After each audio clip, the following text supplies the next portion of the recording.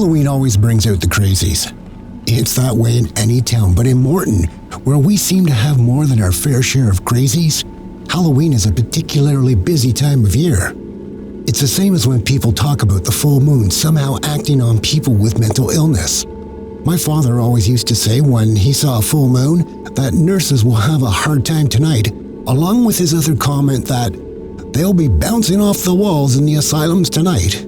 When I was younger, I always used to think that was quite un-PC, and what would today be called a very unwoke thing to say. A stereotype based on films and nonsense. Then I became a police officer and looked at the stats.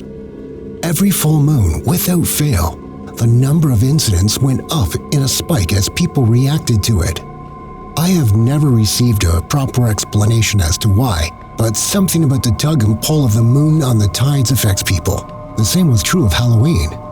So when Duran Wirtz came sprinting into the station on that 31st night, a night that on that particular year was a double whammy, being not only Halloween night but also a full moon, and started screaming his little head off about monsters, I can't say I wasn't all that surprised.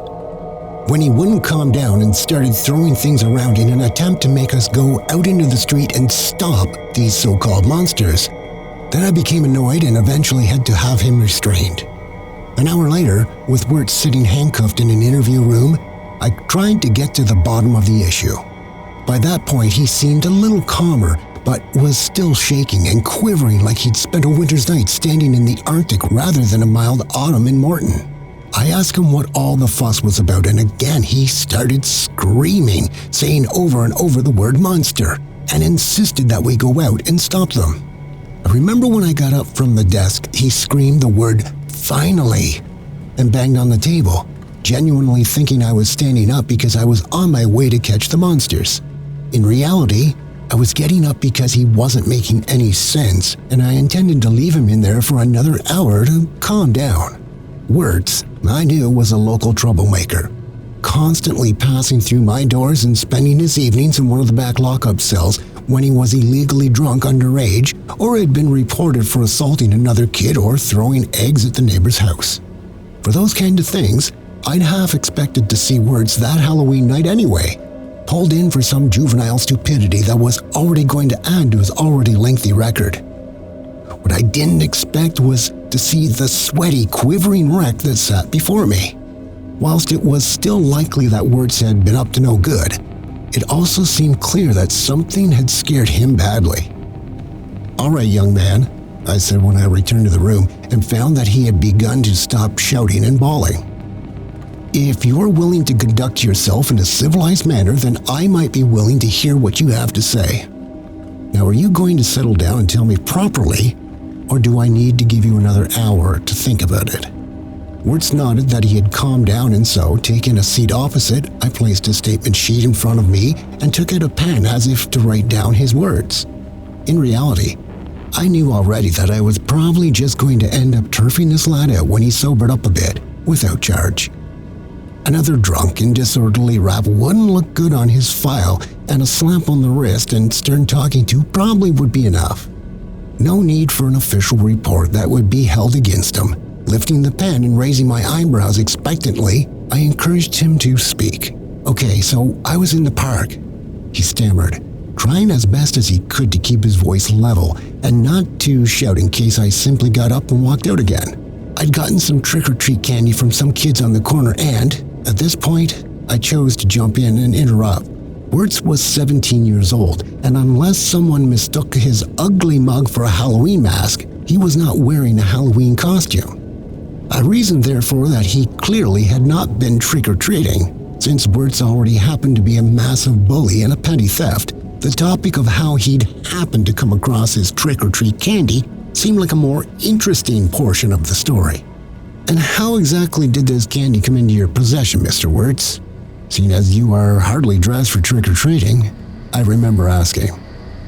At first, Wirtz said that the kids had given it to him, because, as we all know, kids are very generous when it comes to giving away their Halloween candy. When I questioned this and called BS, he reluctantly admitted that he had taken it from them by force, ripping it from the grasp of one young girl and, in his words, slapping one other boy to make him release it. He had then retreated to the kids' playground area to enjoy it.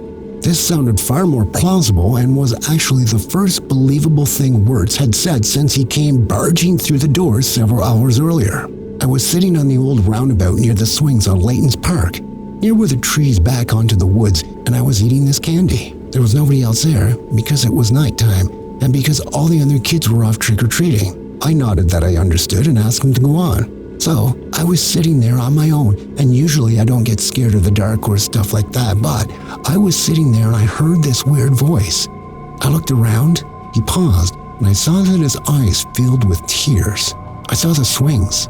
The metal frame on the swings and one of the legs of it started to come up out of the ground, like as if it was being pulled from above, but about halfway down, it wasn't metal, it was a leg, like a spider's leg, all thin and jointed, covered in these thick spiky hairs and tapering to a point, like the end of an artist's brush, but it was huge, almost 10 or 15 feet long. And as I was watching, all the other parts of the swing started to come out of the ground too. More legs, more spindly legs, like spider legs, only the spider it belonged to would have to be bigger than a bus. I remember screaming and looking towards the trees, and I saw eyes, thousands of them, little glimmering lenses, all staring out from between the leaves, clusters of eyes and lenses together, the way spiders have hundreds of eyes, but below it, there was a mouth just hanging there in the dark, a mouth with all of these teeth, and it was getting closer, just moving slowly toward the edge of the trees,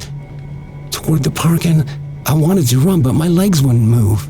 I repeated some of the details back to him, thinking that the phrases, "the swings on the park morphed into giant spider legs," and "there were teeth between the trees," might snap him out of whatever stupid delusion he was having and bring him back to his senses. Instead, they just made him speak quicker and louder. "Yes," he shouted, "yes, but there were more. There were sacks, these big sack things, the size of footballs, like plastic shopping bags, all inflated but full of spiders, mini ones, like smaller than the bigger one, but still bigger than anything you've seen in real life. I swear, some of them were the size of a small dog, and they were bursting and just pouring out of these sacks, and the spiders were just leaking out and crawling everywhere, just everywhere. You have to go stop them.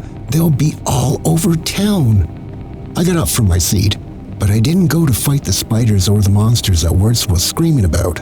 Instead, I booked Wirtz in for the Halloween night and took a blood sample. A sample that confirmed exactly what I suspected, though I could not pin down a culprit or entirely blame the perpetrators for his actions. It turned out that the kids Wirtz had stolen from, having been robbed by him in previous years, had anticipated his actions. In a twist on an old razor blades and Halloween candy myth, and knowing that whatever they got from the doors would be stolen, they decided to add a little surprise to their offerings. Wirtz tested positive for a massive cocktail of hallucinogenic drugs.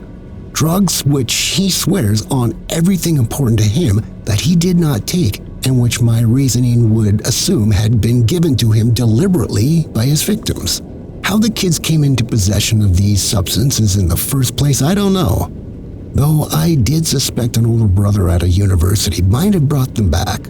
Now, obviously, as a serving police officer, I would never admit to having experimented with such a substance, but I have heard the kinds of things that they can do to people.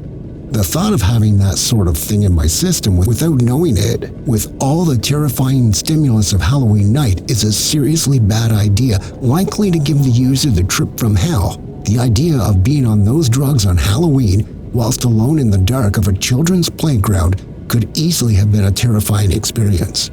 Terrifying, but entirely explainable.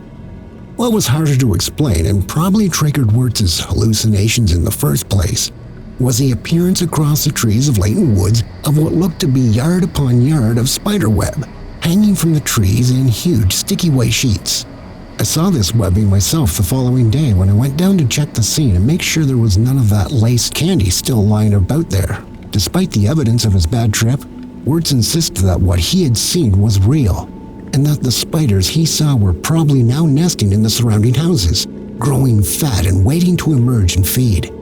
He was so convinced that he actually moved out of town within a week of Halloween night.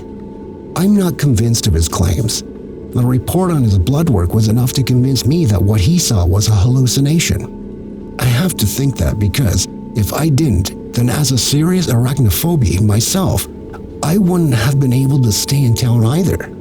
And in the recent months, I have kept an eye on the phones for reports of bug infestations. You know, just in case.